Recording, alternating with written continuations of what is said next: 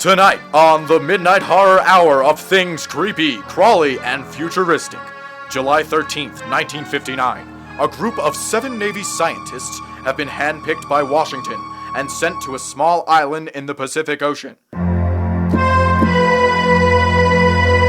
Their mission?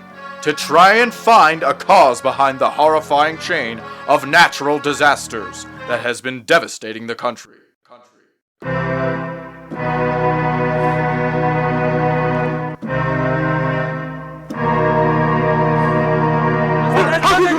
How could you possibly say this? Clearly it has nothing to do with the moon clarries. So it is most likely. No, Elton. This morning my dogs were going crazy. Just like I have the moon. noticed some unusual trends and tides during my sabbatical in Antarctica. Perhaps there was a pulse of solar magnetism. Nine! I've just checked the solar magnetism readout generator. It was a big goose egg. We won't know anything for sure until Larry comes back from his expedition with a few bloody soil Oh, samples. for Christ's sakes, Ted. Larry's so incompetent. Larry's Probably not going to incompetent. death came to- He's an award-winning geologist. Yeah. He's been featured in National Geographic. I have never in all of my science.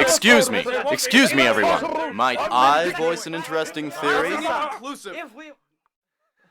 There's insufficient data.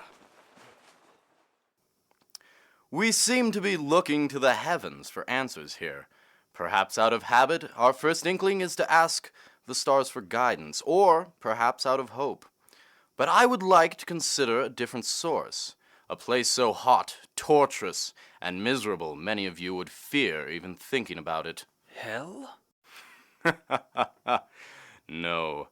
The Earth's core. I just don't see how this could be related to the issue at hand.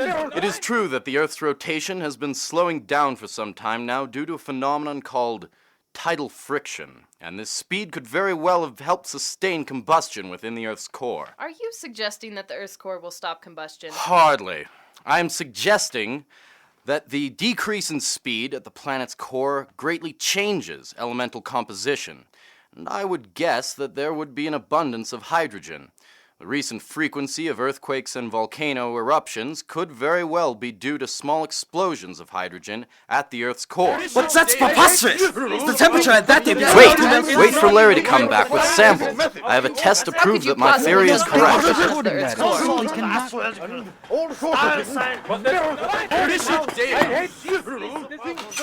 Larry, you have to help us sort this out. Scientific collaborators, there's something you all need to know right now. The crabs are telepathic.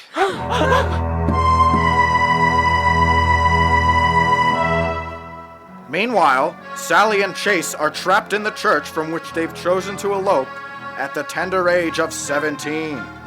Rubble from an enormous earthquake moments before has blocked all exits. Now Chase nears his breaking point.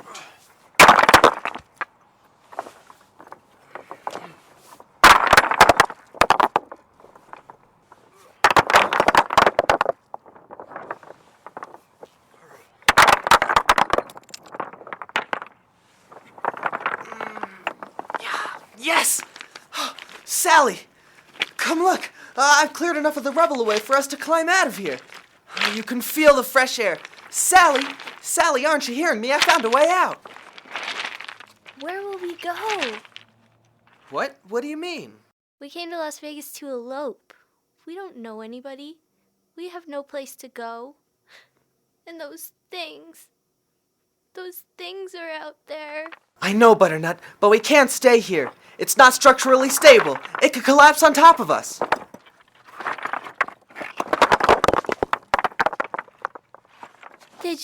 They just crawled up. That earthquake hit, and they just crawled up out of the ground. I know, and I'm sick of it.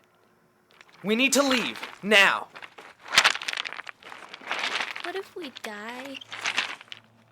Then we'll die together. What if we live? Then we'll get as far away from this place as we can. And we'll be together. There's no future to this. How are we supposed to raise a family with 40-foot telepathic crabs running around? Sally, we have to go. We'll die if we stay here. Those crabs are telepathic, which means they don't need to use their mouths to talk to each other, which means they think they're better than us. And I'm sorry, Sally, but I just won't stand for it. Stay out of sight, and don't leave this building. I'll be back in a few hours.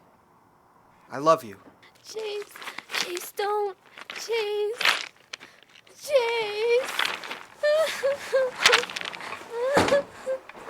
Oh, Chase. Chase! Oh, Chase, don't Chase. Next week on the Midnight Horror Hour of things creepy, crawly, and futuristic. An attempt to clone Abraham Lincoln and turn him into a modern-day war machine goes horribly awry.